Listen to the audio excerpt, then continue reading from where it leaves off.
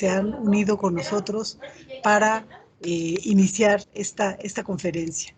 Tenemos como dos puntos de partida, Elisa, querida. Primero, presentarte y dar un poco la dinámica del trabajo de la reunión, y después le voy a ceder la palabra a Elisa. Ustedes pueden estar compartiendo sus preguntas en el chat, que va a estar abierto para Elisa y para mí, y yo voy a tratar de ir haciendo como una selección para una conversación posterior, ¿sí? Elisa es educadora mexicana y esta es su definición por excelencia. Es una persona absolutamente comprometida por el bien de la educación en este país. Ha ocupado muchas posiciones que le han permitido impulsar muchos proyectos maravillosos y ha trabajado en el sector público y privado, ¿no? Y yo tengo la gran suerte, la gran fortuna de conocer a Elisa desde hace más de 3 décadas, y hemos, como Consejo Puebla de Lectura, estamos siempre muy, muy agradecidos como equipo por todos los apoyos y los respaldos que Elisa nos ha dado. Como lo dije en la presentación de la introducción de este congreso, en los 3 congresos que hemos sido responsables en Puebla, y que este es el primero que es virtual, ¿sí? Elisa siempre ha combinado su trabajo con la investigación, y esto es central, no es en absoluto secundario en materia educativa, ¿sí? Porque en realidad, como nos acaba de decir Daniel ahora en la conferencia introductoria, todo el tiempo estamos mirando críticamente lo que sabemos y lo que otros nos están planteando. Ella es licenciada en matemáticas por la UNAM, es maestra en educación matemática por la Universidad de Cambridge, en donde también hizo estudios de doctorado en educación. Esta manera, digamos, de presentar a Elisa para mí es muy importante, porque estamos acostumbrados a conocer solo personas que venimos de las disciplinas suaves, ¿no? Entonces, Elisa viene de una dura, que es matemática, y eso hace que también su mirada por la educación sea absolutamente distinta de muchos de nosotros, ¿no? Fue profesora visitante en la Universidad de Harvard en el 2019, y desde ahí también ha impulsado muchos de los proyectos de México, porque de 2016 a 2018, Elisa fue directora general de desarrollo curricular de la SEP. Gracias a Elisa y al equipo que ella conformó, seguimos teniendo esos maravillosos libros de texto que siguen siendo los que utilizan los estudiantes, y que esperamos sean los que sigan utilizando, porque hay un equipo profesional y una serie de decisiones curriculares fundamentales detrás, ¿sí? Y ella impulsó esta reforma, esa traducción, digamos, de la reforma en los nuevos libros de preescolar, primaria y secundaria, y en la educación inicial para niños de 0 a 3 años, que es la primera vez que desde la Secretaría de Educación Pública se hace un trabajo para esta franja de edad, y que aquí en el Congreso vamos a tener justamente este eje de lectura, escritura y primera infancia, ¿no? Elisa fue directora general de materiales y métodos educativos de la Secretaría de Educación Pública entre 1993 y el 2007. Y desde ahí coordinó el Programa Nacional de Lectura, que dio origen a las bibliotecas escolares y de aula. Este periodo en el país de educación, en México, ha sido muy, muy importante para todo lo que es el desarrollo de la nueva propuesta curricular, del cambio curricular de 1993, pero también del impulso desde el año 2000, o sea, llevamos ya 21 años, de las bibliotecas de aula, y que han sido centrales para el trabajo de cultura escrita que estamos tratando de impulsar desde distintos frentes, ¿no? Después de ser funcionaria, o entre ser por última vez funcionaria y esa primera vez funcionaria, que viene Elisa de la academia y se hace funcionaria, ¿no? Ella fue directora de la Fundación SM entre el 2007 y el 2016, y desde la editorial SM fue directora de contenidos educativos de Ediciones SM entre el 2010 y 2016. Elisa tiene una amplísima experiencia en el mundo editorial. Viene de una familia de libreros maravillosa, que ha estado en contacto con todo lo que es la circulación, el mundo del libro y la lectura, ¿sí? Yo la conocí como integrante de un inicial consejo editorial de la revista Básica de hace muchísimos, más de 3 décadas, ¿no? Y entonces yo creo que a Elisa la caracteriza el compromiso, la innovación, la responsabilidad con cada una de las personas que conformamos este mundo, esos actores de la educación en México, y actualmente es consultora independiente y ha publicado diversos textos sobre temas educativos.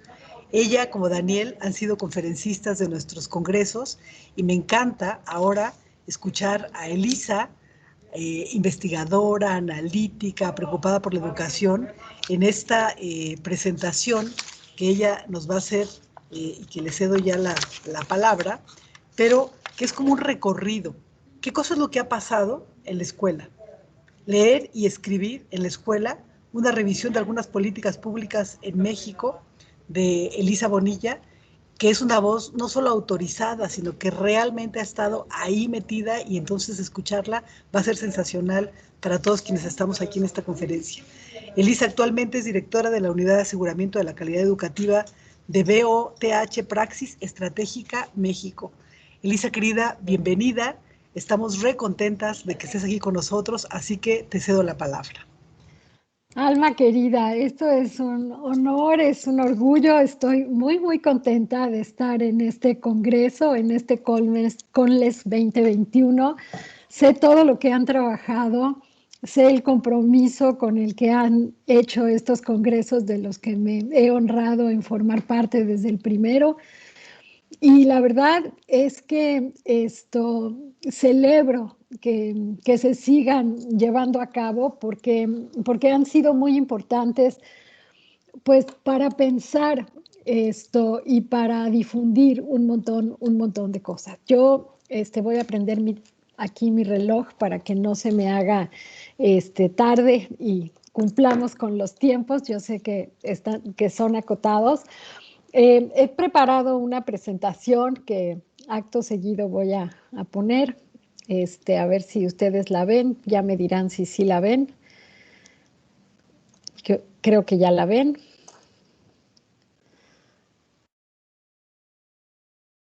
Sí, se ve. Se ve, pero ahí está. Se ve perfecto. Ya se ve la pantalla completa. Bueno, está titulada Leer y escribir en la escuela, revisión de algunas políticas públicas. Y quiero hacerles un preámbulo de lo que se tratará esta charla. ¿Qué pensé cuando puse varias láminas y varias ideas juntas para conversar con ustedes? Sobre todo, esta conferencia es una invitación a leer. Traigo aquí autores, a pensar, a conectarlos. Son ideas de varios autores que muy seguramente no se conocen ellos entre sí, ni tampoco han leído los textos unos de otros, pero uno como lector tiene el privilegio de convocar a los autores, traer múltiples ideas y hacerlas convivir en un solo discurso. Ojalá esto se convierta en un libro algún día de estos. Son cosas que he estado pensando, que están en varios planos y que probablemente todavía no están completamente cuajadas, pero espero que en la parte de las preguntas podamos ir aterrizando más cosas. El objetivo fundamental es analizar la relación que hay entre las políticas públicas y una idea que para mí es fundamental, que es el derecho a la educación. Creo que parto de un principio, que es que la escuela debe ofrecer a los estudiantes un pasaporte de ciudadanía del país de la lectura y la escritura, de la cultura escrita, digamos. Voy a revisar algunos ejemplos, ni son todos, de ninguna manera pretende abarcar todo lo que se ha hecho, y trataré de mencionar algunas características y algunos aciertos y desaciertos, y sobre todo me interesa mirar al pasado porque quiero ver al futuro, y creo que no hay nada que nos informe mejor para ir hacia adelante que lo que ha pasado atrás. Entonces sí tengo esa obsesión. No soy historiadora, pero me interesa mucho entender lo que pasó antes. Entonces es como una especie de balance de 100 años, cumple la SEP, de políticas públicas, desde desde una mirada muy personal y definitivamente muy, muy preliminar. Como decía, México está celebrando ahora en octubre un siglo de creación de la Secretaría de Educación Pública. Y desde hace 100 años que se puso la primera piedra para construir el sistema educativo y garantizar la universalización de la educación, en ese momento el 70% de la población adulta no sabía leer ni escribir. Y hoy, si hacemos ese primer balance, el censo de 2020 nos dijo que el promedio de escolaridad de la población es de 9.3 grados. Quiere decir que más de la mitad de la población, de los mayores de 15 años, han cursado cuando menos la secundaria. Y ese es un primer balance positivo muy interesante. Pero creo que también hay que decir, mirando hacia el futuro, que los retos y las demandas de la sociedad actual, sobre todo la que les plantea a los jóvenes, a los que están entrando a la escuela, a los que están hoy en la escuela, son desafíos enormes que necesitamos atender para que estos jóvenes puedan vivir con bienestar su presente y su futuro. Y también hay que decir que son muchísimo más complejos que los que eran a principios del siglo XX. También sabemos en los resultados de las pruebas nacionales e internacionales que nuestra escuela está aún lejos de garantizar que todos los egresados sean ciudadanos plenos de la cultura escrita. Si volteamos a ver Planea 2017 para 15 años, sabemos que 1 de cada 3, o sea, el 34% de los alumnos apenas está en el nivel 1, es decir, tiene un nivel muy básico de dominio de la lengua materna, del español, y sabemos que ese dominio es fundamental, es la llave de todos los aprendizajes. Si volteamos a ver PISA 2018, 45% de los estudiantes no alcanzó el nivel 2, es decir, tienen una comprensión por debajo de lo que sería el nivel básico, y de los que sí alcanzaron al menos el nivel 2, un poquito más de la mitad, el 55%, puede identificar la idea principal en un texto, encontrar información explícita y reflexionar sobre el propósito y la forma de los textos, siempre y cuando se les indique qué hacer. Y solamente tenemos al 1% en los niveles más altos, 5 y 6, que son los que pueden comprender textos largos, tratar conceptos que son abstractos o contraintuitivos y distinguir entre hechos y opiniones. Entonces, hoy ese pasaporte, esa ciudadanía de la cultura escrita es, como ven, muy incipiente. Quiero también como preámbulo darles mi definición laxa general de lo que es una política pública para estar hablando de lo mismo. Para mí, una política pública es un curso de acción que necesita estabilidad, que lo impulsa el Estado, que busca resolver un problema público que sea relevante, que funciona a través de uno o varios procesos y que ciertamente es responsabilidad de instancias gubernamentales, aunque participen otros agentes, sean económicos o sociales, del sector privado, de la sociedad civil, de organizaciones multilaterales o incluso de otros gobiernos. Muy importante, una política pública parte de una visión de lo que esa política quiere lograr. Y aquí está un primer autor que les traigo, que es como una provocación, que es Lewis Carroll y Alicia, y me encanta este diálogo que dice, Alicia le dice al gato, ¿quieres decirme por favor qué camino debo seguir para salir de aquí? Y el gato le responde, eso depende mucho de a dónde quieres ir. Poco me preocupa a dónde ir, responde Alicia. Y entonces le contesta el gato, entonces poco importa el camino que tomes. ¿Qué camino tomar? ¿A dónde queremos ir? Es absolutamente fundamental. O sea, a dónde queremos llegar es absolutamente fundamental para saber por dónde tenemos que ir.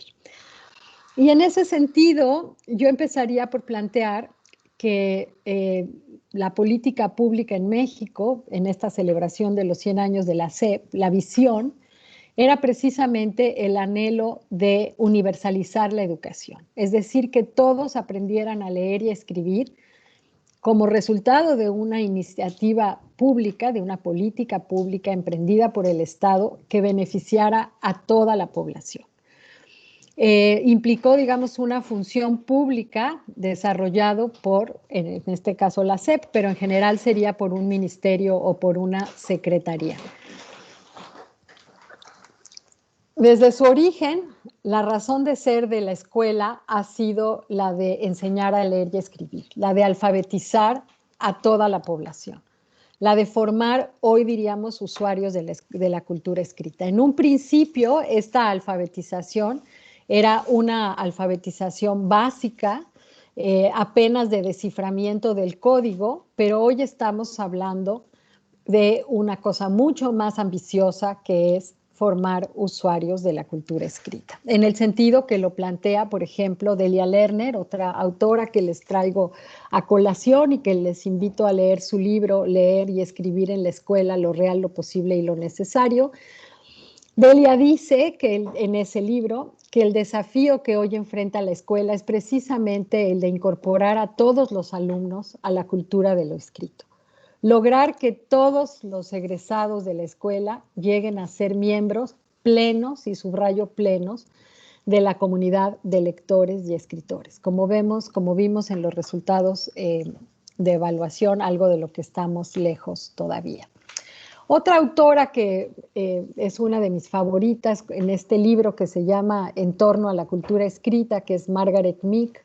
Estos dos libros publicados en esta colección fantástica que ustedes deben conocer bien, Espacios para la Lectura, que impulsó Daniel Goldin en Fondo de Cultura hace ya más de 20 años.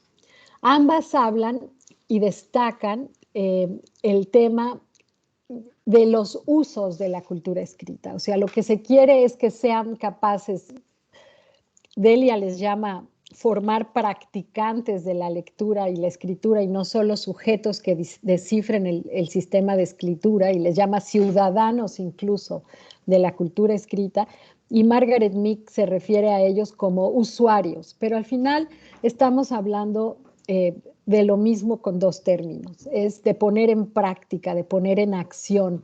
Y Margaret dice, aprender a usar la tecnología de nuestro tiempo, decidir qué provecho tienen la lectura y la escritura en nuestra propia época.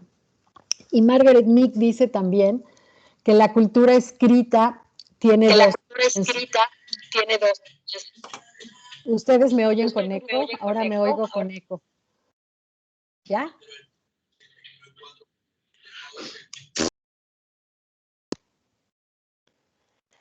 Dice Margaret Meek que la cultura escrita tiene dos comienzos. Uno en el mundo, que al final es la historia de la escritura, hace entre 2000 y 3000 años cuando se empieza a escribir, y en el mundo, en las sociedades civilizadas, y cuando empieza a leer y a escribir cada persona, que aprende a leer y a escribir. Y entender esas dos historias que corren en paralelo va a ser muy importante. Y de hecho, hablaremos un poquito más adelante de eso, porque tiene que ver también con las formas como vemos la enseñanza de la lectura y la escritura en años más recientes, con la psicogénesis.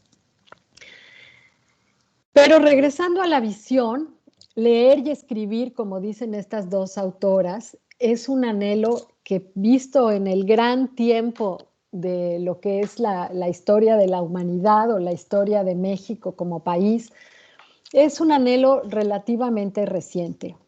Dependiendo de cómo veamos la corta y la larga duración, 100 años puede ser muy corto o muy largo. Y México se lo propuso apenas hace 100 años, que todas las niñas y los niños aprendieran a leer y a escribir. Y esta es una idea que, digamos, a nivel teórico, le debemos a Nicolás de Condorcet. Condorcet era un noble francés de tiempos de la Revolución Francesa, que participó muy activamente en la asamblea, era un miembro de la asamblea constituyente de la Francia surgida de la Revolución Francesa, de la Asamblea Nacional, Y Condorcet escribió un libro póstumo, en realidad, estas 5 memorias sobre la instrucción pública. Es un libro póstumo porque son sus discursos ante la asamblea y están compilados para explicar cuál era la visión de este hombre sobre la idea de educar a todos. Una idea en ese momento en Occidente y en general en el mundo completamente revolucionaria. La educación existía desde muchísimo tiempo atrás, pero solamente para las élites, solamente para unos cuantos.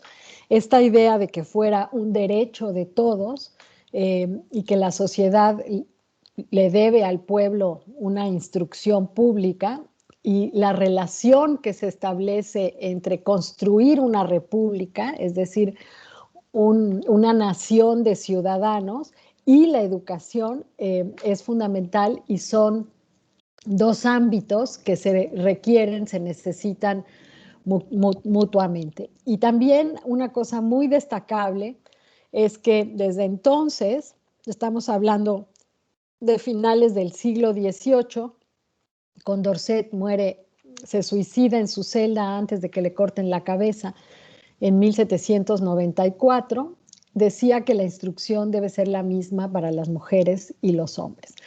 Como veremos, esto tomó bastante más tiempo que eso se instaurara en Francia. Traigo a colación aquí a Emilia Ferreiro porque esta frase me parece que se relaciona mucho con estas ideas de Condorcet que les estoy planteando.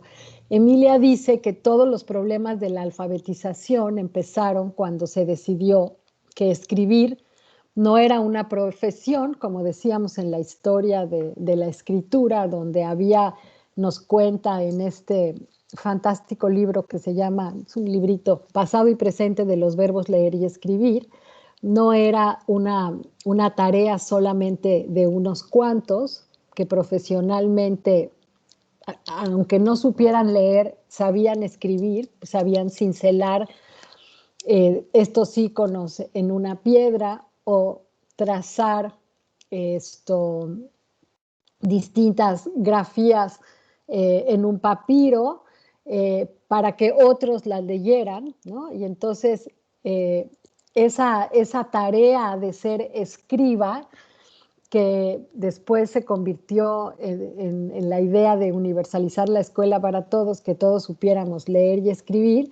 Dice Emilia que todos los problemas de la alfabetización, entendida así, empezaron cuando se decidió que escribir ya no era una profesión de algunos, sino una obligación, y que leer ya no era una marca de sabiduría, sino una marca de ciudadanía. Y aquí está esta relación, otra vez decía con Condorcet, que pensaba que para que hubiera república, que para que hubiera nación, los ciudadanos tenían que ser capaces de dominar las letras, de leer y de escribir.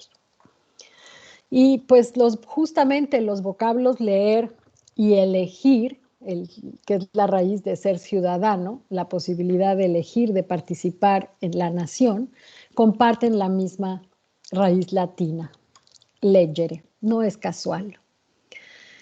Y la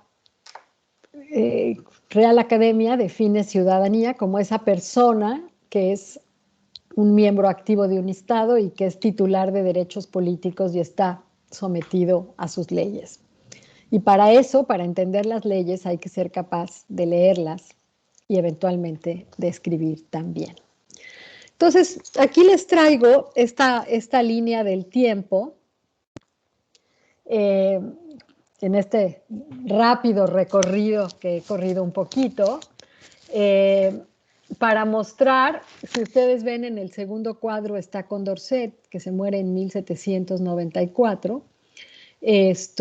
Antes que él, en Occidente, ya Federico el Grande, que era rey de Prusia, había empezado a hablar de educación universal y había en Prusia establecido medidas para que los niños y las niñas se educasen hasta los 13 años, que es como en Occidente tal vez el punto más antiguo, muy puntual, muy pero no es casual que haya sido ahí, porque finalmente Federico el Grande estaba muy cerca de las cosas que estaban pasando en Francia, era muy cercano a Voltaire, era un ávido lector de los franceses, cosa que lo enemistó bastante con su padre, y él tiene pues, este hito importante de haber puesto las primeras escuelas, haber hecho las primeras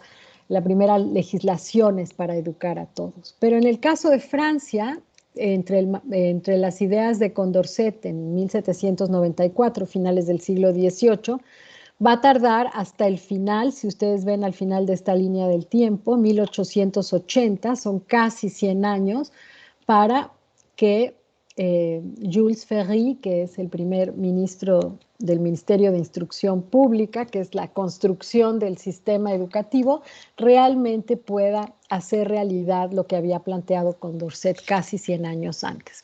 Entre medias, pero más cerca de lo que está pasando en Francia en 1880, digamos que a mediados del siglo XIX, los suecos empiezan a desarrollar la escuela del pueblo o Volksskola y a universalizar la educación para todos los niños y las niñas.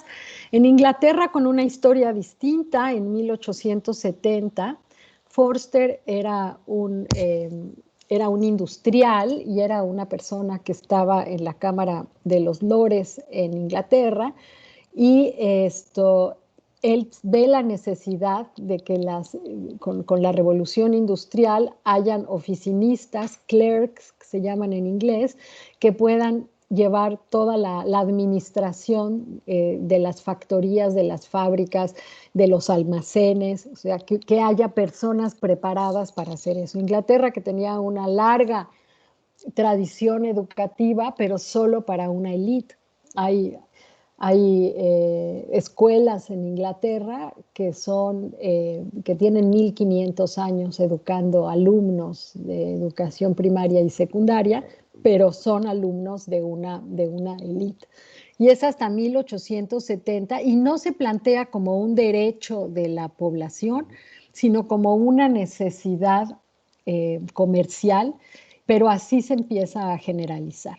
En el caso de América Latina es Argentina en 1871, en tiempos de Sarmiento. El primer ministro de Justicia e Instrucción Pública es Nicolás Avellaneda y es quien empieza la construcción del sistema educativo. Digamos que si vemos del inicio de 1763 con Federico el Grande a 2021, pues digamos que no llegamos todavía ni a 260 años de estar intentando esto, que puede parecer mucho o poco, dependiendo de cómo se lo plantee uno. Uno quisiera que las políticas públicas fueran de apretar un botón, pero aquí se ve, me gusta esta línea del tiempo porque se ve desde cuándo venimos con este esfuerzo. Aquí ya es más hacia el siglo XX, Colombia en 1886, Italia ya en principios del siglo XX en 1911, 10 años después, en México como resultado de la Revolución y de la Constitución de 1917, 1921, se inicia, se pone, digamos, los pilares del sistema educativo mexicano. Poquito después es Chile, Brasil, y en Europa, España, bastante más tarde, 10 años después que México, con la Segunda República. Y en ese sentido, el siglo XX es precisamente el siglo de la escuela. Dice José Luis García Garrido que nunca en la historia la escuela ha crecido tanto como lo hizo durante el siglo XX, porque nunca antes, ni incluso después, se han construido tantas escuelas, se creció tanto para garantizar el derecho a la educación, el derecho a saber leer y escribir, como lo ocurrió en el siglo XX. En un sentido podemos decir que el siglo XX es el siglo de los cimientos de la educación en la mayor parte del mundo. Y uno se pregunta si ese anhelo de universalizar la educación está logrado, está completo, y yo les diría que no, que todavía hay más de 300 millones de menores en el mundo que no tienen acceso a la escuela, según cifras de UNICEF, entre niños de entre 5 y 17 años. La tasa más alta la tiene un país como Níger, que son 76%, ¿no? La República Centroafricana 67% o Sudán del Sur 65%. Y tampoco en términos de los adultos, todavía tenemos 781 millones de adultos, o habían en 2015 un 10% de la población mundial todavía analfabeta. Que repartida en el mundo se ve así, los países con más colores, si ustedes ven, el problema más serio, más apremiante, sigue estando en África y en los países de Asia del Sur, particularmente la India, Bangladesh, Nepal, Pakistán, Afganistán, y en México, y en América Latina, en Centroamérica. Y esto es para los adultos, es un mapa de 2011, de hace 10 años. La situación ha cambiado, no mucho. Traté de poner otro mapa, pero UNESCO y ONU no han publicado uno más reciente, o al menos no lo encontré. Y en el caso de la alfabetización de jóvenes, pues también está concentrado en casi los mismos países. Este es un poquito más reciente, es de 2018. Aquí podemos ver cómo avanzó desde 1900 hasta 2015 en el caso de los países de América Latina. La mayoría, incluido México, ya están aquí arriba, cerca del 100%, por encima del 90%. Seguimos con El Salvador y Haití, con severos, pues todavía retos y desafíos importantes en términos de la alfabetización de personas mayores de 14 años. México tuvo esta evolución, pasó en 1921, cuando se funda la SEP, de un 66% de analfabetismo a un 4%, 4 punto y pico, dice, creo que es 0.3 lo que dijo finalmente el censo del año pasado. La UNESCO da bandera blanca a partir del 4%, entonces digamos que a pesar de que todavía en México hay analfabetas, hay sobre todo mujeres analfabetas y sobre todo en ciertos municipios muy pobres, podemos decir que el gran problema que fue el analfabetismo durante el siglo XX es un problema sobre el que hay que seguir trabajando, y el INEA tiene tarea que hacer, pero no es de la dimensión y de la magnitud que lo fue a lo largo de todo el siglo. Y una última reflexión de esto antes de pasar a otras cosas, decirles que el analfabetismo, según lo ha medido también la ONU, crece o crecerá en el futuro dependiendo de la tasa de crecimiento poblacional. Entonces, si ustedes ven la línea negra en esta gráfica de 1800 a 1940, es una estimación porque no se medía, y aquí marqué de 1840 a 1920, sobre todo, la construcción más importante de los sistemas educativos nacionales, según los vimos en la gráfica hace un momento, en la línea del tiempo.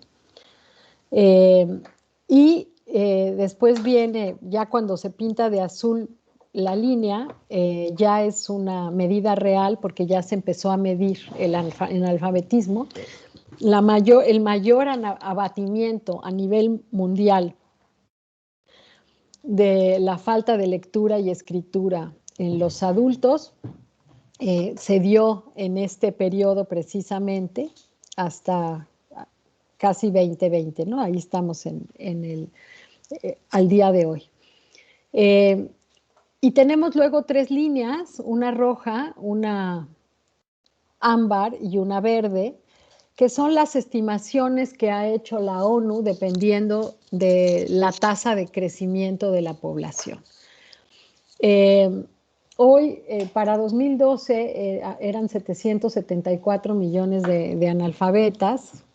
Está dentro de esta dimensión del tiempo bastante cercana.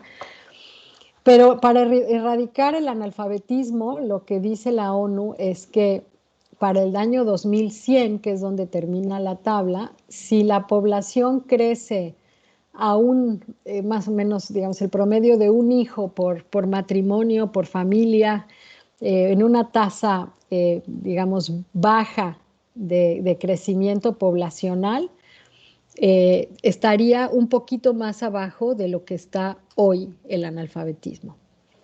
Si crece esto en una tasa media, estaría en este punto de 1.100 millones y llegaría a 1.700 millones si la tasa de crecimiento poblacional es alta y si no somos capaces de generar medidas que abatan el analfabetismo. Digamos, con la tendencia actual de las medidas que existen hoy, esa sería la situación. Perdón, ¿están viendo mi tabla? Se están viendo varias diapositivas. Te regresaste a la imagen de Alicia, sé que tienes que ir más adelante. No sé qué pasó, yo no estaba, a ver, voy a salirme y volver a entrar porque algo. Ahí está la tabla, pero algo está pasando que no la podemos ver completa. No, es que se salió de la presentación por alguna David, razón. ¿nos puedes ayudar? Ya, Sí. ya estoy. Ya, Creo que ya se ve. A ver, ¿otra vez? ¿Ya la ven? No, la tienes que volver a presentar, no estamos viendo la tabla. ¿No? Sí, lo que pasa es que se cerró el PowerPoint. Hay que volver a abrirlo. A ver. Ahí está, ya está otra vez, ya está la línea. Ahí está, perfecto. Ahí está. Ya nada más proyecta la completa para que no. Ajá, perfecto. Ahí la ven, no, pero no la ven completa, espérame. Ahí está. Ahí está. Ahí está. Ok, entonces la vuelvo a explicar, sí la vi, alcanzaron Sí, a ver. no, sí estuvo la explicación, sí estuvo. Ahí está. Bueno, ahí Sí. ahí pueden ver ok. Entonces, bueno, el reto para cerrar esta parte de lo que ha sido la visión de lograr garantizar el servicio educativo como un derecho, ¿no? Todavía como podemos ver aquí, pues es un reto sobre todo más para unos países que para otros, pero no es para nada despreciable. Bueno, pasemos ahora a hablar de la implementación de una política. O sea, uno tiene una visión, quiere llegar a un lugar, pero luego tiene que hacerse un planteamiento de cómo llegar ahí. Es a lo que llamamos la implementación, ¿no? Entonces, yo siempre digo que hay una tensión entre el derecho a educarse, el derecho a la educación que está en nuestra Constitución, artículo 3 de la Constitución, y la construcción del servicio educativo para garantizar ese derecho. Y hay una tensión entre esas dos cosas. Esa tensión pasa por la implementación, es decir, por la puesta en marcha de las políticas. Entonces, hablemos ahora de las dificultades y de políticas en particular, las dificultades de poner en marcha, digamos, la política. Traté de poner en un esquema lo más sencillo posible lo que yo llamaría los desafíos de esta implementación, los desafíos de universalizar la educación. Son como varios planos, ¿no?, que están todos interactuando unos con otros, ¿no?, y a todos hay que darles solución. El primero, yo diría, hay que partir de docentes, ¿no? O sea, imagínense en 1921 a Vasconcelos diciendo, quiero universalizar la educación, vamos a construir una Secretaría de Educación Pública. Antes existía un Ministerio de Instrucción Pública que no tenía la misma, había mucha educación municipal, estaba todo muy segregado, pero hay una visión a partir del artículo 3 de la Revolución, de la Constitución política de los Estados Unidos mexicanos, de decir, hay que darle educación a todos. Eso es lo que dice el artículo 3. Entonces, bueno, pues, ¿qué hay que hacer para lograr eso? Elisa, perdón. Sí. Estamos viendo tu imagen en la pantalla grande y en la pantalla pequeña la presentación. ¿Nos ayudas, No sé. David, para regresar a la presentación para que se haga grande? ¿Cómo hicimos eso? No tengo idea. A ver, me salgo y vuelvo a entrar. David, sí. O sea, Estoy solicitando el control. gracias. A ver. Sería volver a compartir. Sí, volver a compartir. Porque son varios elementos que son importantes para seguirte, de ver la imagen también. Ahí está, sí, ahí está otra vez. Yo la veo a pantalla completa, pero qué bueno que Sí, me avisas, porque sí. yo solamente le hago clic de pasar a la que sigue y yo la veo Ya completa. regresamos, perfecto. Sí, ¿Sí? sí, sí, Qué sí, bueno sí, que me sí, avisas. Ok. sí. Entonces decía que son todos estos planos que se están moviendo simultáneamente. Probablemente hay más y finalmente es un esquema, pero traté de poner en una sola lámina todo lo que está en juego en un momento dado para la implementación de una política, ¿no? Entonces hay que garantizar personas, particularmente docentes, ¿no? Pero otras figuras que eventualmente podrían ser bibliotecarios, directores, supervisores, o sea, todo los recursos humanos que van a hacer posible la política. La infraestructura, ¿no? Una red de escuelas, pues prácticamente no había escuelas, había las escuelas que para los alumnos que en ese momento iban a la escuela, pero si había que crecer, ¿cómo hacíamos para crecer?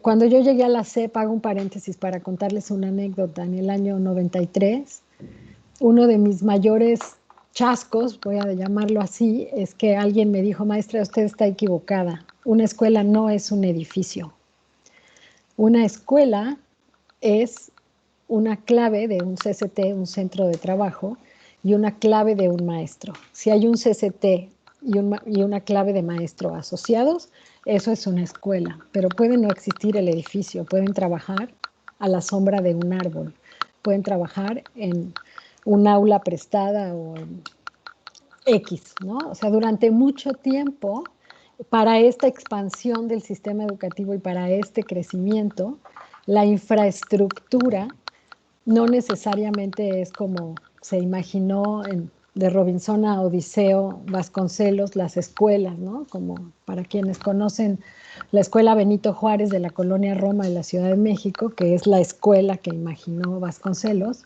como su modelo de escuela, pues generar una red así no era una cosa para nada trivial. Otro rubro, por lo tanto, es presupuestos, pues no estaban en el gasto el dinero que se necesitaba para hacer eso. ¿De dónde iba a salir todo el dinero para hacer? Toda nueva política requiere de garantizar un presupuesto que no está en ese momento en el gasto público. Se requiere de métodos de enseñanzas, de metodologías, de didácticas, porque pues enseñarle a leer a una persona no es lo mismo que plantearse una enseñanza masiva, de materiales didácticos que a lo mejor no existen, de bibliotecas, de útiles escolares, de otras tecnologías, y todo esto está inmerso en un contexto social, como veremos en un momento, de crecimiento demográfico, de docentes que se organizan en sindicatos con los que hay que negociar, de familias que también se organizan y que tienen demandas, y por lo tanto hay una negociación permanente con múltiples actores. Entonces la implementación es un ejercicio que tiene que ver con hacer sentido de todos estos planos y de estar trabajando, al menos en esto. Seguramente hay más, pero quise hacer una cosa que fuera esquemática y que les hiciera sentido. Elisa, tenemos que volver a tu presentación porque te tengo otra vez en pantalla completa a ti y la ¿Por qué? presentación ¿Por es qué pasa chiquita. eso? Yo no David, sé, yo no ¿me hago puedes nada. ayudar? Me da mucha pena, pero No, yo no no, hago no, no, nada. no, No, No de sé qué hecho, pasa. está bien la presentación. ¿se está viendo pantalla completa? Sí, de nuevo, pantalla completa. Porque yo la tengo aquí, mis dos computadoras, y en la computadora en donde estoy como público, que nos diga, yo la veo bien, Alma, Inés lo está. Entonces es un Se ve problema de... perfecta. Perfecto, ya, adelante, Elisa, perdóname, soy yo la que algo está mal No, aquí. no, está bien, Almita, no Sí, te preocupes. Es que gracias. mi voz yo creo que te surge en tu pantalla y entonces está programada para darle preeminencia a quien habla. Bueno, entonces traigo aquí a colación a otro autor que me parece muy interesante porque este autor se llama Terry Moe, que a lo mejor alguno de ustedes han leído, es un catedrático de ciencia política de la Universidad de Stanford.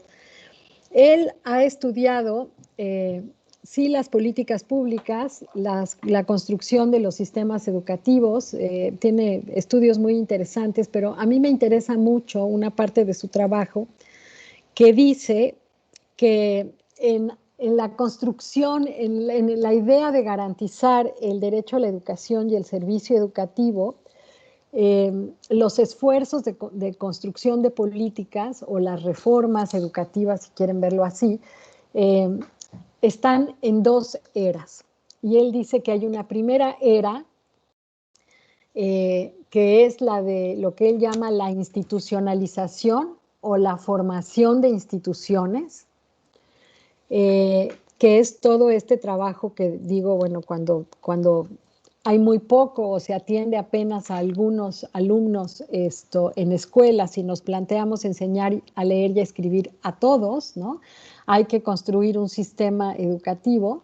Eso es lo que él llama la era de la institucionalización, de la formación de instituciones. Pero una vez que eso ocurre, en general los países pasan a una era de reformas distinta, que es la de las reformas basadas en el desempeño. En el primer caso, en la era de la institucionalización, lo que estamos buscando o lo que buscan las políticas es garantizarle un lugar en la escuela al alumno. Eso es, dar un lugar, darle cabida en la escuela. Pero no están pensando en el desempeño necesariamente, no están pensando en si aprende suficiente, si lo que está haciendo en esa escuela tiene un cierto estándar. Y las reformas basadas en el desempeño, dependiendo de los países, es algo que empezó, digamos, en los años 80, en México 90 del siglo pasado.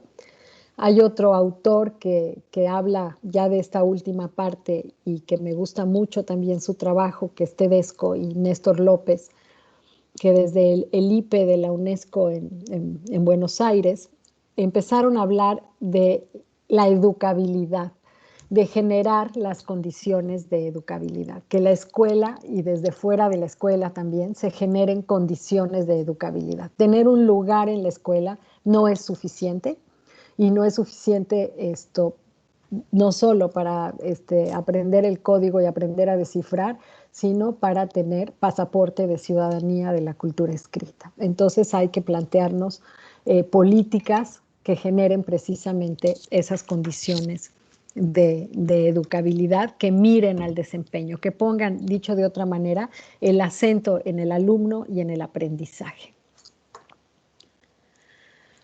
Bueno, voy a hacer una vista rápida, estoy viendo el tiempo, me voy a tener que apurar. Esto de la era de la institucionalización o la formación de instituciones, ¿no?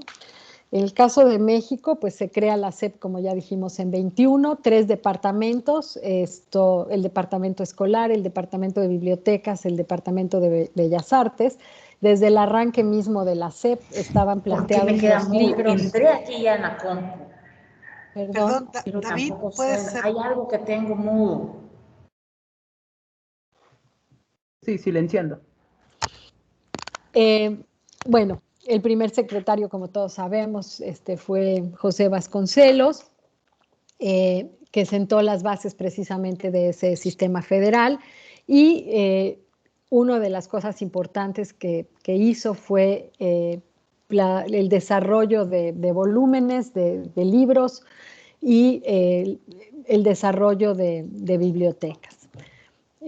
Ahí tienen ustedes una biblioteca ambulante, porque no solamente las construían, sino que también las llevaban en auto o en coches, en camionetas. Decía Vasconcelos que no es completa una gestión educativa que no cuente con el material de libros que supone un sistema de bibliotecas. Y me gusta mucho esta última parte porque ya tenía claro algo que tomó mucho más tiempo, que es, y también tener ideas claras acerca de lo que se ha de hacer con los libros. O sea, esto tiene que ver con el tema metodológico. Bueno, ahí está distintos títulos que había. Durante la educación socialista en los años 30, también se siguen desarrollando libros distintos, unos para escuelas urbanas, otros para escuelas rurales. Todavía ni remotamente se plantea una dotación masiva para todos. Eran primeros, bueno, digamos que desde el punto de vista de lo que era en su momento, esfuerzos enormes, pero que no estaban planteados para la universalización todavía. Después Torres Bodet, ya en el 48, en su primer periodo como secretario, hace otra biblioteca enciclopédica popular que va de manera general a la población, llega a las escuelas. Pero uno de los puntos en esta construcción del sistema educativo muy, muy importante que quiero destacar tiene que ver con la explosión demográfica. A diferencia de otros países, la población de México se ha multiplicado 9 veces en 100 años. En 21, cuando empieza la SEP, habían 14 millones de habitantes en este país y según el censo del año pasado, en 2020, pues somos 126 millones, 9 veces. Si ven la gráfica que está aquí del lado derecho, en el 50 éramos casi 26, en 60 casi 35, en 70 casi 50 y para el 80 ya éramos casi 70. Ustedes pueden ver la explosión demográfica de la población. Y si lo ven en la gráfica que está en el centro, esa es precisamente la matrícula total del sistema educativo. En el año 30 era de 1.3 millones de alumnos y para el año 2010 de 33.7, somos unos poquitos más en 2020, pero no muchos más. Y ustedes pueden ver que entre 1950 y 1980 la matrícula se duplica prácticamente. En el 50 era 3.2 y para el 60 ya eran 6 millones. Eran 6 millones en el 60 y para el 70 eran casi 12 millones. Y entre el 70 y el 80 casi 22 millones. Entonces la matrícula se duplicaba cada 10 años. Entonces imagínense tratar de llevar educación a todos, no solamente tratando de darles escuela, maestros, libros, etcétera, a los que ya están, que todavía no logran entrar a la escuela, sino que además la población se está multiplicando de esta manera. En virtud de que estamos hablando de matrícula, fue posible que entraran a la escuela, pero es un esfuerzo enorme. Quiero hacer notar que justamente la creación de la CONALITEG es aquí, ¿no? Y que ahí es donde está la inflexión de la curva, lo cual quiere decir que la creación de esa institución, ese ejercicio de institucionalización fue muy importante. Fue precisamente con López Mateos cuando se propone ese crecimiento de atención a la cobertura, pasar de 3.2 millones o sea, escolarizar a 3.2 millones de niños más. En ese momento, en 40 años desde que se crea la SEP, hasta ese momento habían 4.4 millones de niños en la primaria y había que escolarizar a 3.2 más, o sea, 7.2 millones apenas en 11 años. Se logró, de hecho, se atendieron hasta 9.2, aunque no se logró llegar al 100%, es lo que llamamos el plan de 11 años, es el primer gran ejercicio de planeación educativa que se hizo en México y de hecho en América Latina para mejorar la eficiencia terminal, pasar del 16 al 38%, para aumentar la cobertura. En ese momento 42% de los niños estaba fuera de la escuela y las estrategias que se plantearon fue instalar planteles, que como digo, no era la construcción de escuelas como se habían imaginado originalmente, tampoco formación de profesores todos necesariamente en las escuelas normales, hubo muchísimo ejercicio de habilitación de docentes con egresados de media superior, etcétera, o incluso de secundaria, y distribución gratuita de materiales, que es precisamente la construcción de la CONALITEG. En ese momento había muy poca circulación de libros de texto. Solo el 20% de esos 4.4 millones tenía acceso a libros, el 80% restante no tenía libros y solamente una minoría contaba con útiles, lápices, cuadernos. Había una deserción escolar inmensa.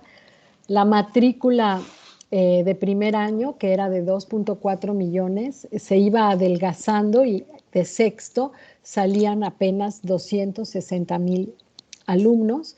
En el 93, cuando yo llegué a la SEP, el promedio de escolaridad no llegaba a sexto de primaria, hoy ya son, decíamos al principio, 9.3 millones. Y bueno, creo que la política de los libros de texto es una de las más consistentes y continuas. Se institucionalizó el proyecto por la vía de crear una institución, que es la Comisión Nacional del Libro de Texto Gratuito, que tiene una norma, y también garantizar un presupuesto etiquetado y regular con amplio reconocimiento social, con el que cuentan los libros de texto gratuitos. Son 3 elementos que me parecen críticos. Aquí una tabla comparativa de la distribución y la producción de libros de texto. Como ustedes pueden ver, para todos estos países es un estudio que hizo la CANIEM, la Cámara Nacional de la Industria Editorial. Me interesa porque esto habla de los procesos de producción de los libros. Mayoritariamente en todos los países es el gobierno quien autoriza que un libro circule o no circule como libro de texto. Pero si se fijan, la selección mayoritariamente de que esos libros la hacen los maestros, con algunas excepciones de algunos países. México es la excepción, sobre todo para preescolar y primaria. En secundaria los maestros sí escogen sus libros, y donde sí somos una excepción total es en cómo editar y producir los libros, que se les deja fundamentalmente a los profesionales, que son las editoriales, y solamente México se mantiene, para el caso de preescolar y primaria, en la edición y producción de los libros.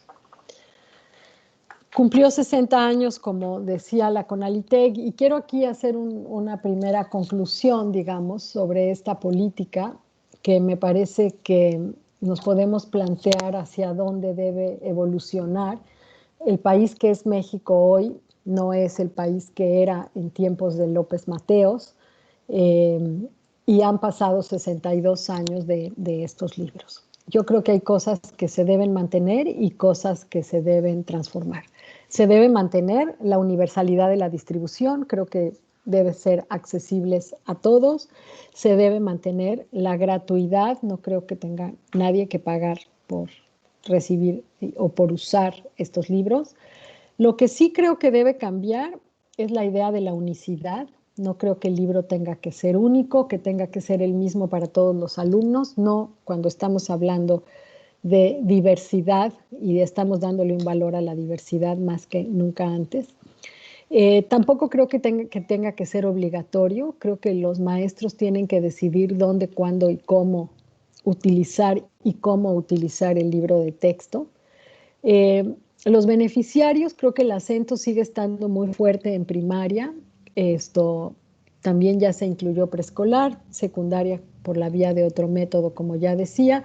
Bachillerato está muy tímidamente resuelto, y también para educación inicial, tomando en consideración que la Ley General de Educación plantea la obligatoriedad desde educación inicial hasta bachillerato.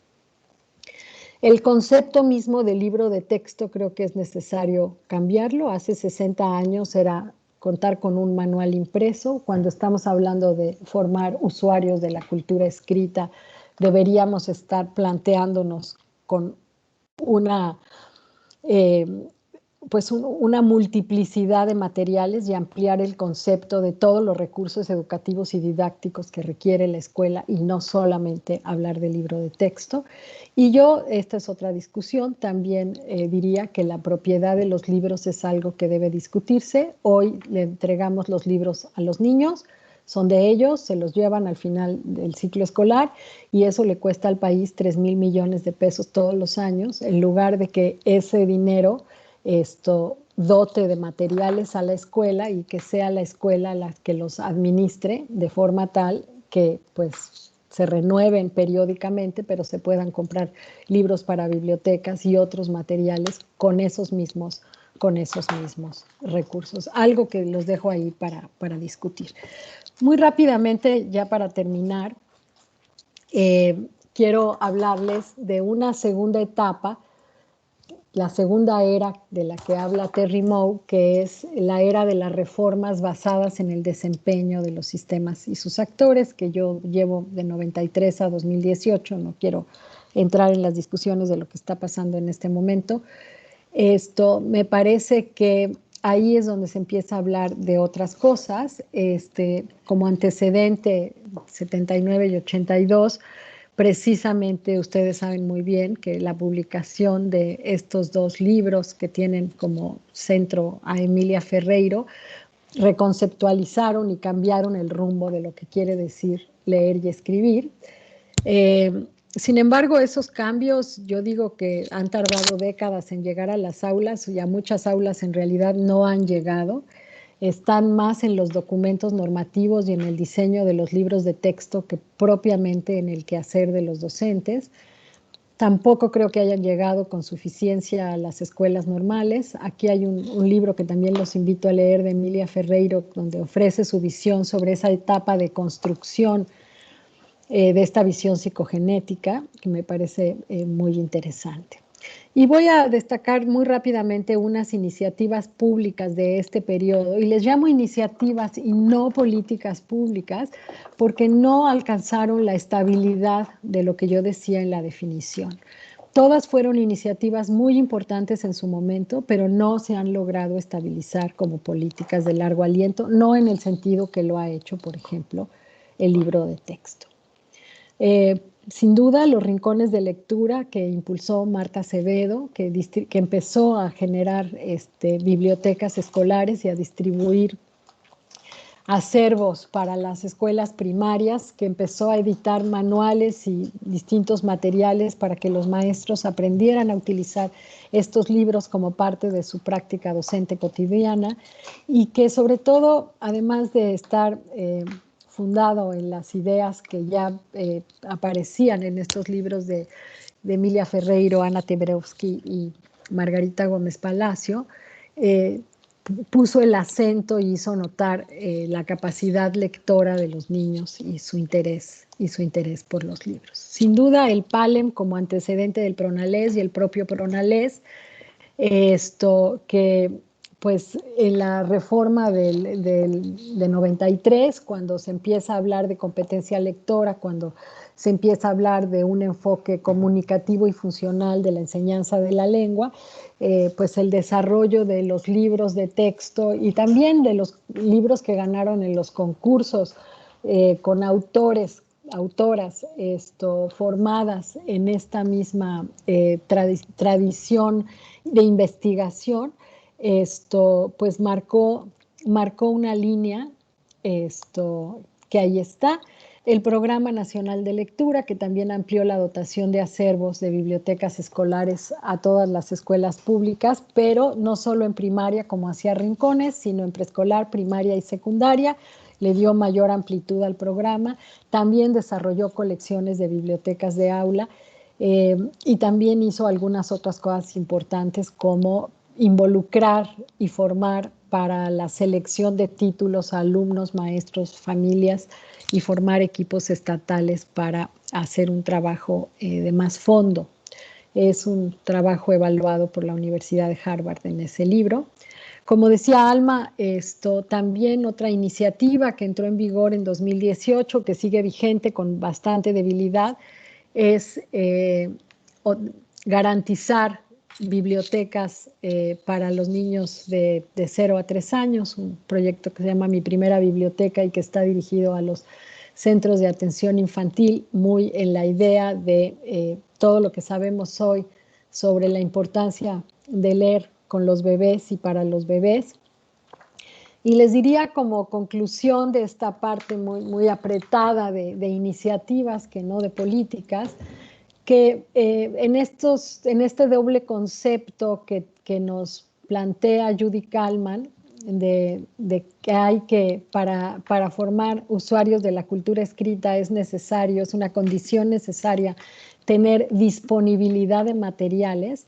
Creo que todas estas iniciativas, desde Vasconcelos inclusive, lo que han garantizado es o han intentado garantizar, porque no se han mantenido necesariamente en el tiempo, es la condición necesaria de tener esta presencia de materiales, esta infraestructura como bibliotecas, librerías, puestos, que estén los libros ahí. Hasta ahí hemos llegado.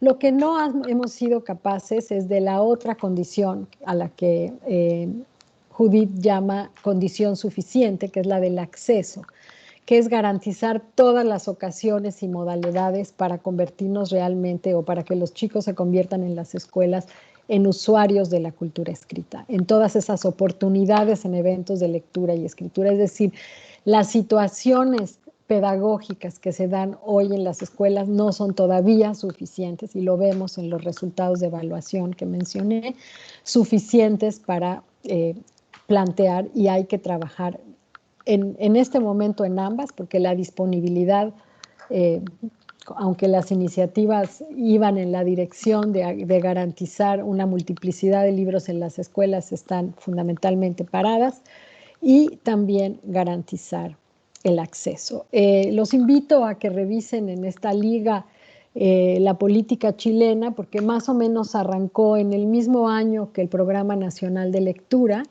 y a diferencia del Programa Nacional de Lectura, en Chile hubo consistencia. Todos estos administraciones entre 1990 y 2014 y a la fecha, este es el reporte de los primeros 20 años, han garantizado que, como ustedes pueden ver aquí, pues en azul están todos las escuelas y los alumnos que tienen acceso a materiales y acervos de bibliotecas, tanto en la enseñanza básica como en la enseñanza media. Sus impulsores, Cristian Cox y Constanza Mequis. Creo que es un estudio muy interesante de cómo hacer las cosas bien, de cómo convertir esa iniciativa que surgió muy a la par, muy parecida, y que hoy es sólida. Me voy a saltar esta parte, que luego a lo mejor tendremos tiempo de ver cómo cambió la lectura y la escritura en los libros de texto, para cerrar nada más diciendo, con esto termino, que para hacer una evaluación digamos, de todas estas políticas, sería necesario analizar cuál es el concepto de lectura del que parten, cuál es su marco legal, cuál es la visión y los propósitos, qué tan ambiciosos son, y si verdaderamente tiene acciones que promueven la equidad y llegan a todos, cómo está la regularidad de sus presupuestos, el desarrollo y la institucionalización de la infraestructura. La CONALITEC tiene, como decía antes, esa fortaleza de ser libro de texto una de las políticas más sólidas, precisamente porque cuenta con la infraestructura y la institución. También ver qué pasa con el capital humano, está ahí, se le mantiene, tiene un ejercicio de continuidad en su formación. Y por supuesto la continuidad en el tiempo y el espacio de propósitos, acciones, inversiones, qué tan coordinados son en general los esfuerzos. Por ejemplo, en su momento Rincones de Lectura iba por un lado y Pronales iba por otro, y no necesariamente había un ejercicio dentro de la misma Secretaría de Trabajo articulado entre dos programas igualmente importantes que buscaban lo mismo. Y soy una convencida de que toda política debe evaluarse y debe rendir cuentas. Y aquí me quedo. Si tienen preguntas, estoy a sus órdenes. Muchas gracias. Muchísimas gracias, Elisa, por esta fantástica presentación, que yo creo que nos va a dar tiempo de regresar a algunas de las láminas, pero quisiera hacer una breve como puntualización de cosas que has dicho para poder preguntarte algunas de las preguntas del público, ¿no? Presentarte. En primer lugar, me parece que hay una serie de recursos que traes a la presentación que creo que son fundamentales para entender estas políticas de cultura escrita en México, y que tiene que ver con estas historias, con estas líneas del tiempo, con estas dobles historias entre lo que es lo personal y lo social, ¿no? Esta importancia, digamos, de mirar al pasado, ¿no? Y yo quisiera como retomar tres cosas que me parecen muy importantes. Cómo a estos 100 años de la Secretaría de Educación Pública, la idea de bibliotecas está presente desde el principio. Y esta distinción que tú haces entre iniciativas y no políticas, y cómo la política del libro de texto gratuito se ha instaurado, creo que nos da como una línea analítica para seguir pensando en dónde se atoran las iniciativas, ¿no? Y qué necesitamos para convertirlas realmente en estas políticas, digamos, ¿no? También me parece súper relevante lo que tú has dicho de cómo la investigación, cómo la teoría está incidiendo, impactando en una manera de hacer la enseñanza escolar formal de la alfabetización inicial y del desarrollo de los lectores y los escritores en la escuela, en la línea de los trabajos de Emilia Ferreiro, y cómo esto estuvo muy presente en la reforma de los libros del 93, en los cambios del 2001, y ahora, digamos, en la propuesta actual, que son los mismos materiales que siguen llegando, ¿no? Con esta combinación de estos nuevos aportes de los nuevos estudios de literacidad, ¿sí? Por cierto que yo aprovecho para invitarles a la conferencia también de los nuevos estudios de literacidad de Gregorio Hernández en este mismo congreso, ¿no? Pero también cómo está muy presente la importancia de repensar también el servicio desde la edad cero, o sea, desde el nacimiento, desde antes del nacimiento hasta los 3 años, antes del preescolar, digamos, ¿no?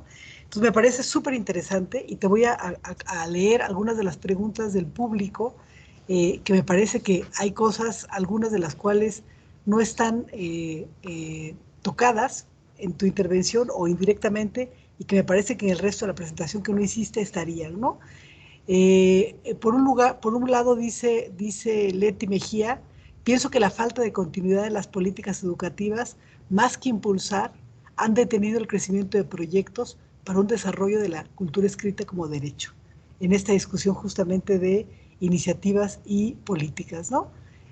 Además, por supuesto, de todos los agradecimientos y los festejos de tenerte aquí con nosotros, ¿no? Hay una pregunta en particular que tiene que ver con, te la voy a leer. El tema de los libros es muy amplio e interesante, nos dice Brenda Borrallo, pero solo él, y es un asunto que limita la educación a ciertos grupos. En el caso de Guatemala, que supongo será parecido en México, existen muy pocas producciones en los idiomas originarios de los pueblos. Por ello, las niñas y los niños deben leer en español, y a eso marca un enfoque, un discurso, una perspectiva y una construcción mental que muchas veces es colonizadora. Esto sobre el tema de cómo se abordó en México, que sigue siendo también otro reto de política, ¿no? El otro que plantean es también como política pública, nos dice María del Carmen Cuellar, cubrir la demanda de maestros. Sin embargo, ¿qué hay sobre la formación de la cultura escrita de los docentes? ¿Sí? ¿Paramos ahí o quieres paramos para ahí que te y luego conteste? tuve... Sí, porque hay como dos grandes ejes, ¿no? Tres. Dale, Lisa. Sí. Hay muchos ejes. Sí, a Sí. ver, eh, sí, voy a empezar por la primera, si la entendí correctamente. O sea, el tema de la continuidad. El otro día, hay varias personas que se manifiestan sistemáticamente en decir que la educación no debería depender, digamos, de los vaivenes electorales. O sea, no que dejara de estar asociado a la política porque es inherente a la política, pero una cosa es estar asociado a la política y otra cosa es estar directamente dependiente de la política electoral. Y lo que hemos venido viendo en México y en otros países también, aunque hay excepciones, y por eso me pareció importante traerles el caso de Chile, Chile. es que en el caso de Chile hay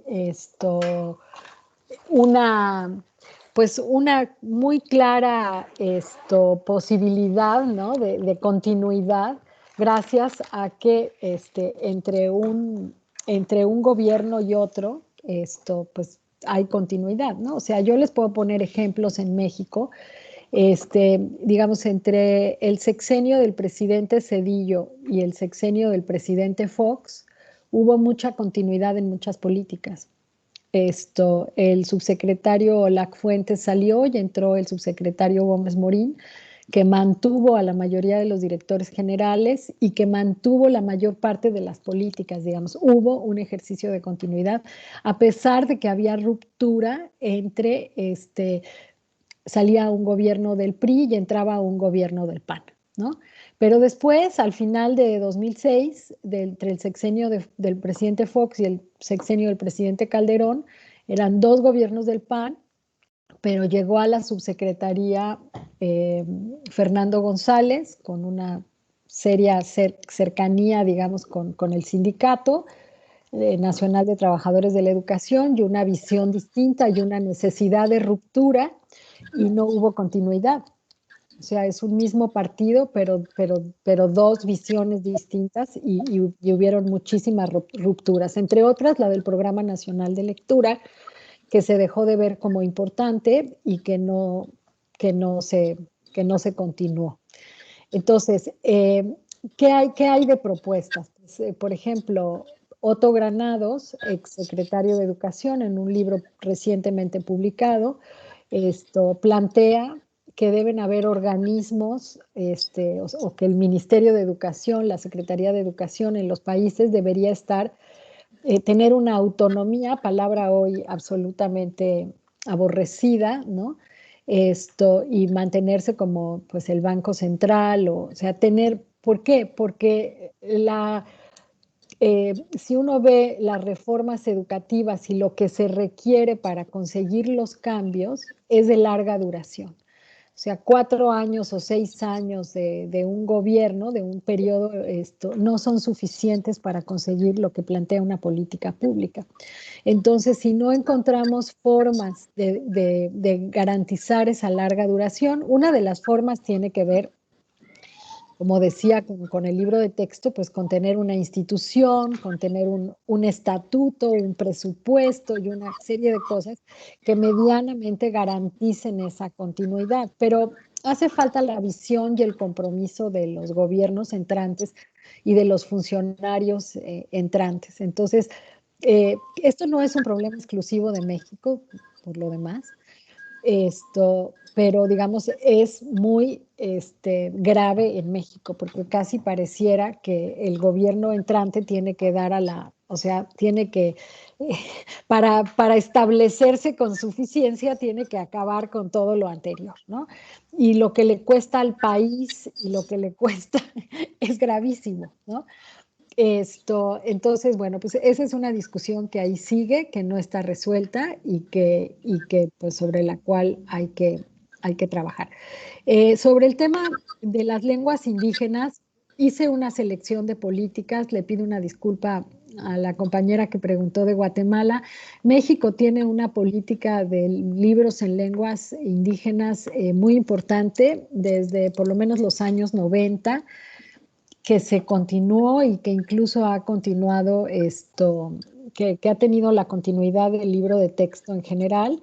Y que además pues desarrolló títulos para bibliotecas. En el Programa Nacional de Lectura un 10% se dedicaba a libros en lenguas, no solamente para la población hablante de las lenguas, sino también para dar a conocer esas lenguas al resto de la población hispanohablante.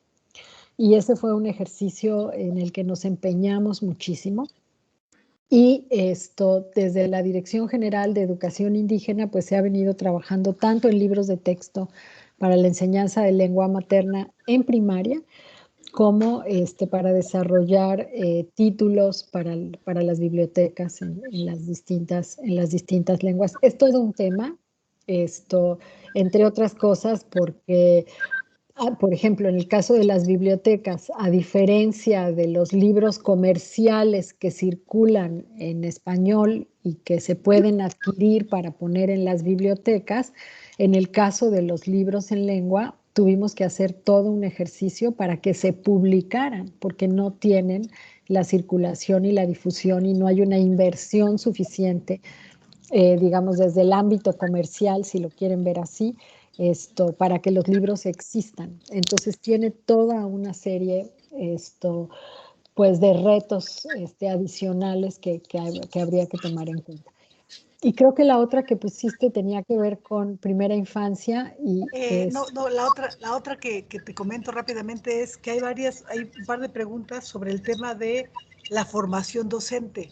La formación docente en materia de formación inicial y de formación continua en estos retos justamente que acabas de plantear de cultura escrita, ¿no? Perdón, estoy tratando de hacerme de una libretita que la tenía aquí al lado y no sé qué le hice. Aquí está, ya Sí. la encontré.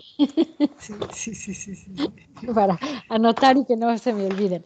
Entonces, la formación docente. Bueno, yo muy de pasada dije varias cosas sobre la formación docente. Primera, diría,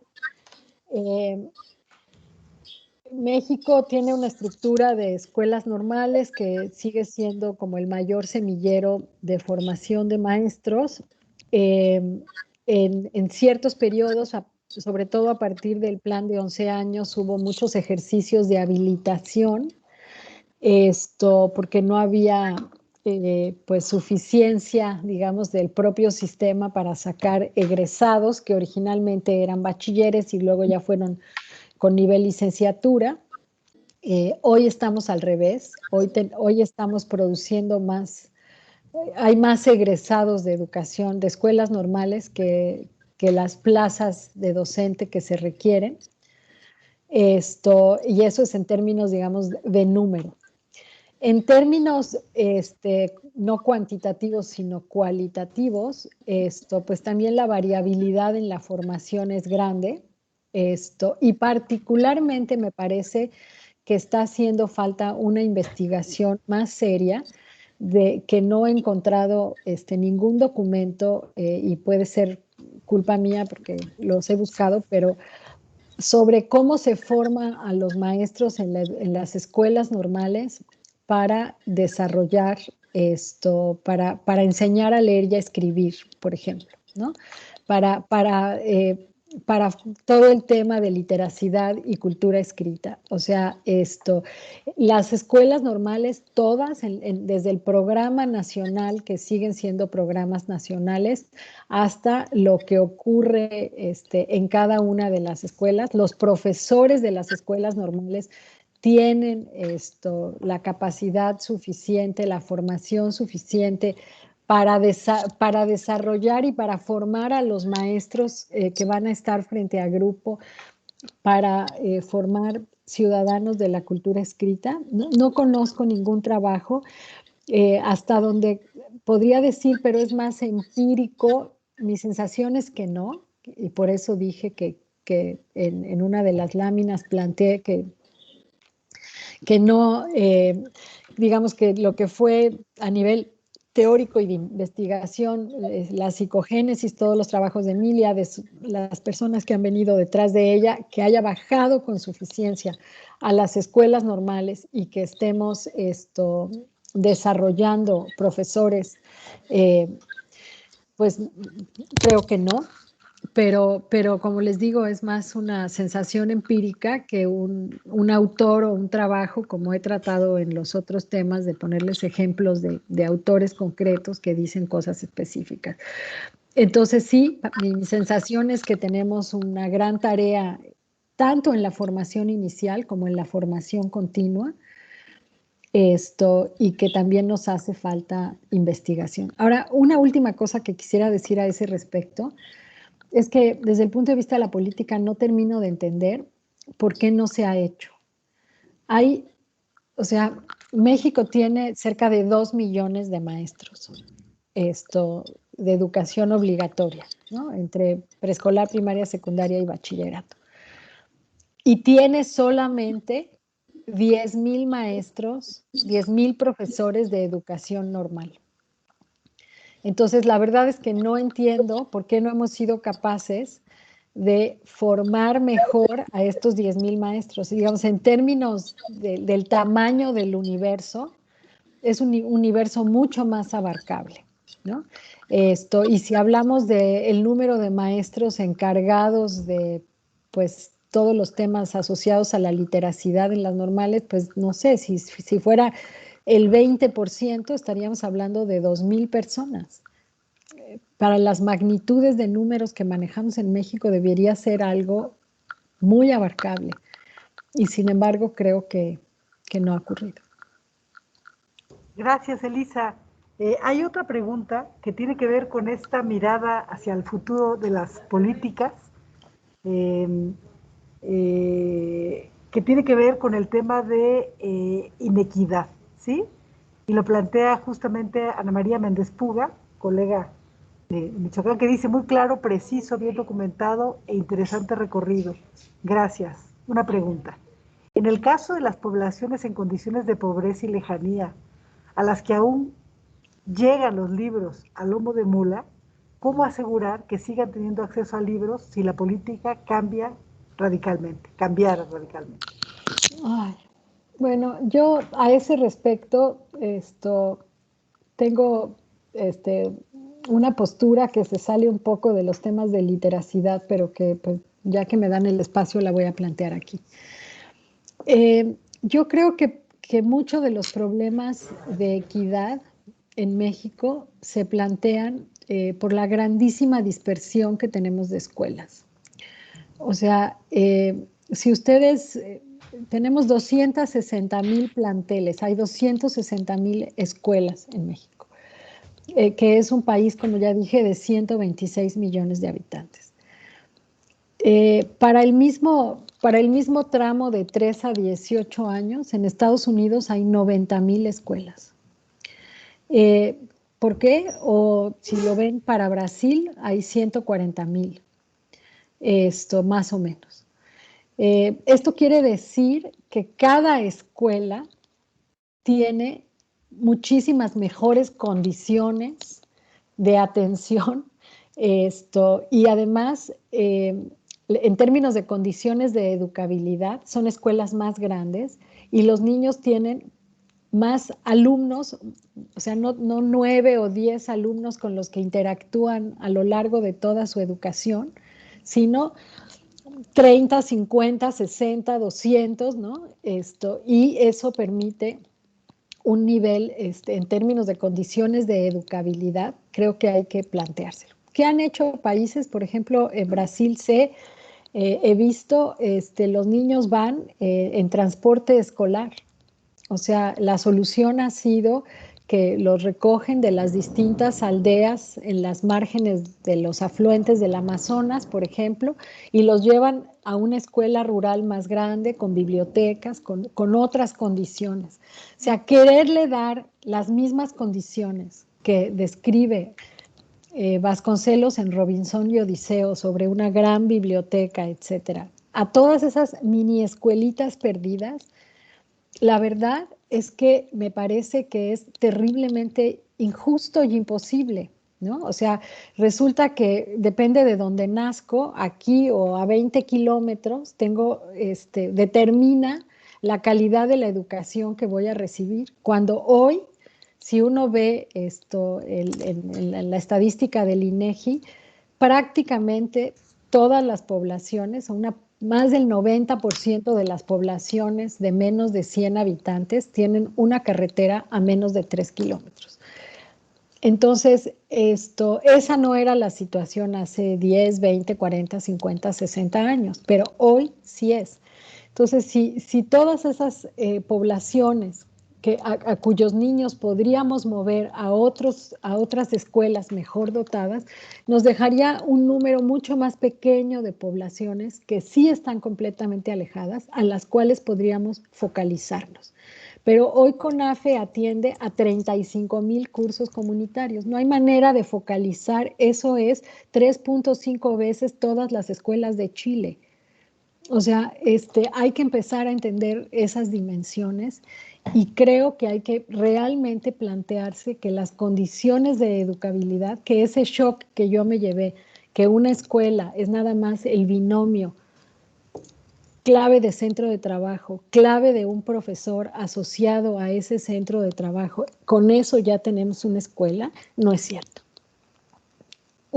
¿Cuáles son las condiciones de educabilidad mínimas para poder lograr el aprendizaje equitativamente de todos los niños? Y creo que mientras no respondamos a esa pregunta y tengamos políticas que resuelvan el que los niños, independientemente de donde nazcan, tengan las mismas condiciones, estamos en un severo problema. Claro. Y quizás ahí valdría la pena como enlazarlo, Elisa, a lo que al programa, digamos, a la iniciativa que impulsaron para atender a la población de 0 a 3. ¿Por qué? Porque yo creo que esta pregunta tiene que ver con una preocupación de si cambian las políticas y los materiales físicos ya no llegan. ¿Cuál te parece a ti que podría ser como el reto entre el material analógico y el material digital? Y que ahora mismo estamos viviendo un problema de inequidad en términos incluso del acceso a la conectividad, ¿no? O sea, estamos viviendo una tragedia que no sabemos cómo se va a expresar cómo va a continuar, ¿no? Pero ¿qué pasaría, por ejemplo? Porque esta política de ustedes de llevar libros de 0 a 3 me parece fundamental a los centros de atención y cuidado de la primera infancia. Esos niños van a tener después 3, 4, 5, están en comunidades muy alejadas y siguen necesitando los libros analógicos. ¿Qué piensas de eso, Elisa? Bueno, a mí me gustaría, en primer lugar, que se institucionalizara muy seriamente la política de dotación generalizada de libros de bibliotecas escolares y de aula. Ahí está lo que hizo Chile, ahí están sus presupuestos, no es imposible. Yo les he planteado también una solución, no le den los libros de texto a los niños para que se los lleven a su casa y los tiren a la basura o no los usen. Esta idea de que los libros se guardan y se hace la biblioteca familiar, me parece que es una gran mentira. Si queremos hacer bibliotecas familiares, entonces hagamos una política de bibliotecas familiares, pero no pretendamos que el libro de texto va a ser la biblioteca familiar. Y si utilizamos, como se utilizan en todos los países, el mismo libro de texto 3 años seguidos, porque los niños contestan en un cuaderno y no rayan el libro de texto, el dinero que hoy se está invirtiendo en eso se podría perfectamente estar invirtiendo en libros para bibliotecas, materiales digitales y otras cosas. Ni siquiera habría que crecer el presupuesto, habría que usarlo de una manera distinta, ¿no? Y habría que quitar esta idea de que si el libro no se lo lleva el alumno y es suyo, o sea, cuando López Mateos dijo que el libro era para todos y era de ellos, hoy me hace mucho sentido, porque no había escuelas. O sea, en 1959, cuando se lanza el plan de 11 años, lo primero que tienen que hacer son escuelas y habilitan aulas y demás. No podían pensar en que iban a dotar, a fortalecer a la escuela con bibliotecas, etcétera. Pero el México de hoy no es el México de 1959. Entonces, hoy sí podemos pensar en que la escuela, como escuela, se puede y se debe fortalecer. Y hay una diferencia grande en estos 62 años que han pasado de la infraestructura escolar que hoy existe. Entonces, por un lado, y además, si reduces el número de escuelas, y habría que buscar presupuestos también para el tema del transporte escolar. Algunos estados, Campeche empezó en algunas zonas, y también hay que verlo. El otro día, platicando, no voy a decir la capital de qué estado era, pero con una subsecretaria, de repente le dije, oye, aquí en la capital de tu estado hay 60 niños en cursos comunitarios de CONAFE. ¿Por qué? Y puso cara de no tenía idea. O sea, ni siquiera volteamos a ver cuál es la estructura de nuestro sistema. O sea, dentro de la capital del estado todavía hay resabios de un curso comunitario. Y esos niños, ¿por qué no van a una escuela de organización completa? O sea, esa parte, o sea, funcionamos como que el sistema es como es, ¿no? Y si hay tantas escuelas grandes, tantas chiquitas, o sea, ni siquiera vemos si podemos juntar los esfuerzos para hacer de la escuela otras cosas. En tiempos de los programas compensatorios, que son fundamentalmente de los sexenios del presidente Salinas y el presidente Zedillo, donde hubo mucho inversión producto de préstamos del Banco Interamericano de Desarrollo y del Banco Mundial. Una gran parte de esos préstamos fue para la construcción de escuelas, de lo que se desarrolló durante el plan de 11 años, que no tenían paredes ni aulas completas y se acabaron de construir esas escuelas. Entonces, hoy ya no estamos en esa misma situación. Entonces, creo que sí se puede pensar en hablar de condiciones de educabilidad y de infraestructura, cambiando el chip, pensando en otras cosas. Claro, claro. Sí, bueno, Elisa, tienes varios agradecimientos, reconocimientos a la presentación. eh, Hay un comentario al final de María Rosa que dice, muy interesante la conferencia y muy clara, gracias. La disponibilidad de cada uno de nosotros en la formación de la lectura es ponerle el corazón. Esto me encanta porque creo que es parte también de lo que caracteriza tu propio trabajo. Tu intervención excelente y también la reflexión que nos has compartido, lo dice Inés Miret y otras personas, ¿verdad? Pero sigue habiendo esta preocupación en una de las últimas preguntas también, que es un tema de inequidad. O sea, eh, Elisa acaba de decir como varias veces, me parece de varias maneras, esta idea de sí funciona. Hemos visto las políticas en otros países que sí funcionan, es pensar en ese mismo recurso distribuido de una manera distinta, ¿no? Y están también las condiciones de trabajo de los propios profesores cuando dicen que tardan muchísimo tiempo en llegar también a estas comunidades, que son yo creo que asuntos de política que nos llevan más allá, ¿no? Pero yo sí quisiera insistir en que nos ayudaras, Elisa, ya cerrando para ir llegando hacia el final, la importancia de la primera infancia y la importancia de esta dotación de materiales. O sea, lo pasaste muy rápido en tu presentación, pero creo que es algo que tendría realmente que institucionalizarse como política, no solo en México, sino en toda América Latina, y que pudieras hablar un poco más sobre esto ahora, ¿no? Sí, la verdad es que recientemente incluso di un curso, da para una conferencia completa, primera infancia.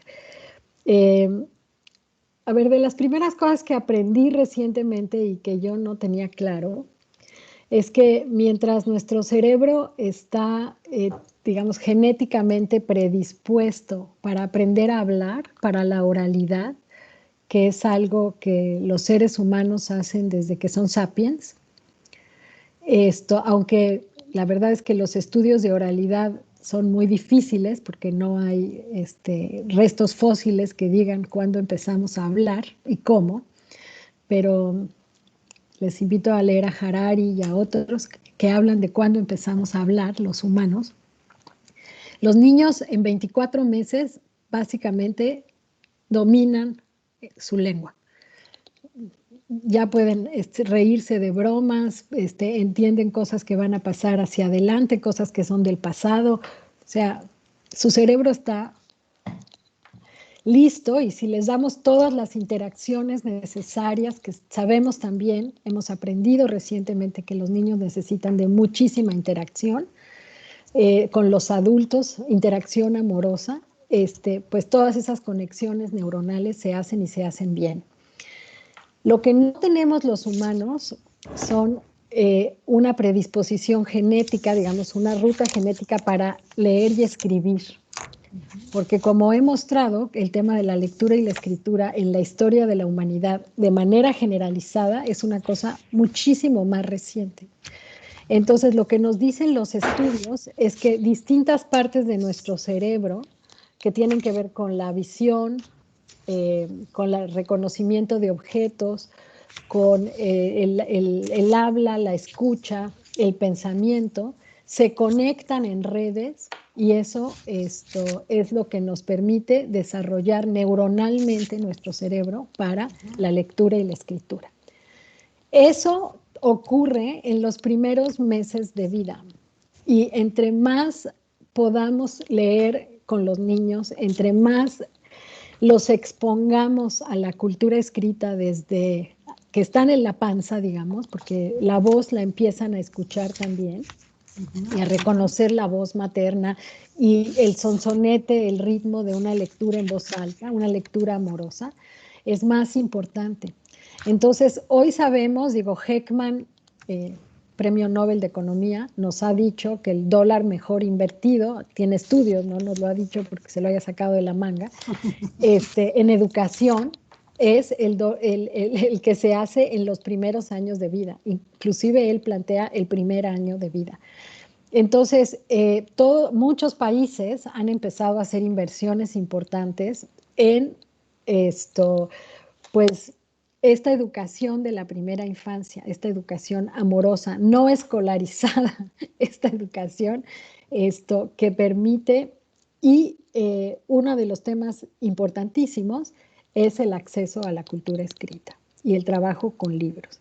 Entonces, desde el programa de estudios que se hizo en 2017-2018, que se llama Un Buen Comienzo, que sigue vigente no sé por cuánto tiempo, y luego los esfuerzos de generar condiciones de educabilidad, como Mi Primera Biblioteca, el manual que se puede descargar y toda la información que hay, la formación en la que tú participaste, Alma, de formar a las agentes educativas de los centros de atención infantil y demás para hacer un buen uso de esos materiales. Creo que es algo que yo pondría en primer lugar en la lista de cosas para hacer hacia adelante. Y por eso decía, cuando planteaba de cómo evolucionar los libros de texto, pues me parece que están faltando, por supuesto, la educación obligatoria del bachillerato, pero también de la primera infancia. Y hay que empezar a trabajar ahí. Lo saqué porque ya no me daban tantas láminas. Se hizo en 2018 un ejercicio de entregarle a los niños de preescolar 2 libros que permitía que hubieran leído 120 libros antes de llegar a primero de primaria. Era una inversión muy barata de 40 pesos por alumno y pues como no está institucionalizada, sino pareció una iniciativa de un gobierno, pues el siguiente gobierno lo tiró a la basura y decidió usar el dinero en otra cosa. Y esa era una forma muy sencilla, un libro informativo y un libro literario para niños desde los 3 años, que luego se intercambian en el salón y todos leen los de los otros niños, permitía que llegaran a primero de primaria habiendo tenido contacto, lectura de 120 títulos. Entonces hay formas no muy caras, digamos, formas viables, perfectamente posibles de garantizar todo ese trabajo desde los primeros años. Y pues yo sería la más convencida de impulsarlo.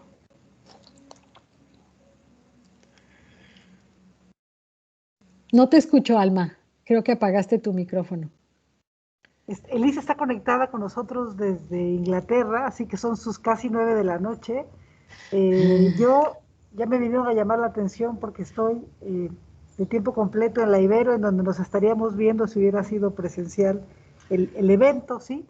Pero realmente quedan como muchas reflexiones y queda como muy presente para todos las y los mexicanos y también los colegas de los países de América Latina, todos estos retos de inequidad y de posibles respuestas y posibles soluciones y caminos para atender a los niños que son como los más desfavorecidos, ¿no? Los más pobres, los más marginados, y creo que eso es parte de las políticas que están también, Alma, ¿no? yo a ese respecto sí invito de verdad, a hacernos planteamientos. O sea, el que un niño nazca en una comunidad pobre es algo que desde las políticas educativas no podemos evitar. Pero lo que sí podemos evitar desde las políticas públicas es encontrar formas, y eso es a lo que yo invito en todos los casos, de pensar cómo esos niños pueden tener mejor acceso a condiciones de educabilidad más equitativas. Claro. Y la mayor parte de las veces no es tratando de traer a comunidades de 50 habitantes en la punta de un cerro, todas las condiciones que van a encontrar en otro lugar. Creo que si disminuimos el número de comunidades que están en esas circunstancias, y hay que voltear a ver lo que han hecho otros países, y yo sigo insistiendo en el transporte escolar, en ir a una escuela más grande, el beneficio en primerísimo lugar es para los niños, de tener acceso a niños de otras comunidades, eso es una riqueza importantísima. Digo, no probablemente para los niños de 0 a 3 años, pero a lo mejor a partir del tercero de primaria. O sea, podemos pensar, o sea, el asunto es que cuándo podemos hacer eso. Y los invito a que volteen a ver dónde trabajan, qué cosas pueden hacer a ese respecto. Porque tenemos que cambiar el chip. De otra forma, desde la Secretaría de Educación, desde el Ministerio de Educación, no vamos a abatir la pobreza y no podemos nada. Ahora, la educación abate la pobreza una vez que esos niños llegan mucho más lejos con una mejor educación. Eso sí puede ocurrir, pero en esas primeras etapas tenemos que ver cómo darles mejores condiciones, cómo garantizarles condiciones de educabilidad. Para mí ese es el reto y no hay una respuesta única. Depende de los contextos, pero depende de empezar a ver el contexto de una forma distinta y no pensar que pues así es y pues aquí me tocó, es una primaria multigrado, no hay de otra, no se puede, no sé qué, cuando no necesariamente es así. Yo he estado trabajando ahorita en unas comunidades en las que lo único que hacía falta era que los lancheros pasaran a los niños del otro lado de la laguna, que toma 15 minutos en lancha, para ir a una escuela más grande. Y donde se pueden juntar los maestros de varias escuelas y tener mejores condiciones. Y nadie lo había pensado nunca, porque pues uno va a la escuela que está caminando en su comunidad y ya, así le tocó. Entonces dejemos de pensar en que así nos tocó y qué otras cosas podemos hacer, porque no es un asunto trivial, o sea, es un asunto muy complejo, pero también nos hemos un poco apoltronado a pensar que las condiciones que nos fueron dadas, de que así es la escuelita que está aquí con estas condiciones, es lo que hay. Y Claro. eso pues lo único que reproduce es la pobreza. Claro, claro. Pues ya estamos terminando.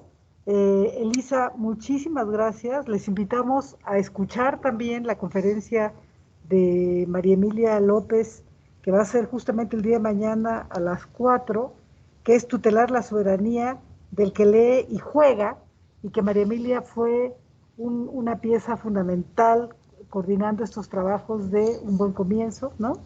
Y también escuchar a Catherine Snow, que será la otra conferencista de este eje 2 de educación obligatoria, sobre la importancia justamente de intervenir con alta calidad en esta primera infancia, ¿no? Que van a ser como dos temas que son como muy, muy relevantes, ¿no?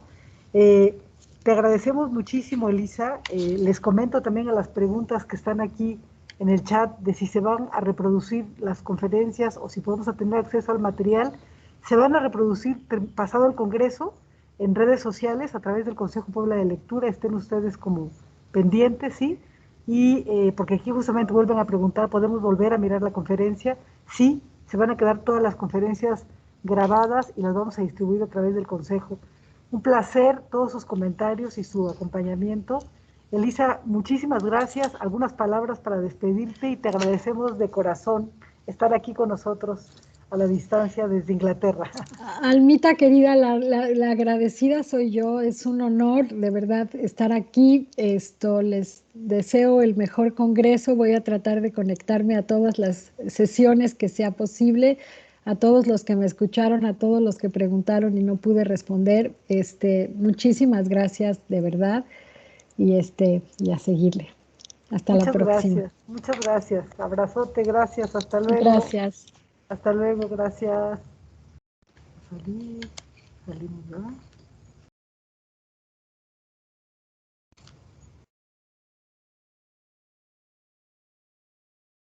Gracias, les invitamos a continuar a las 4 de la tarde con el Congreso.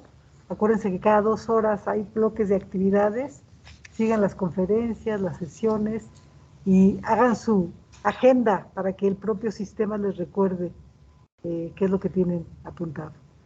Muchas gracias. Hasta luego.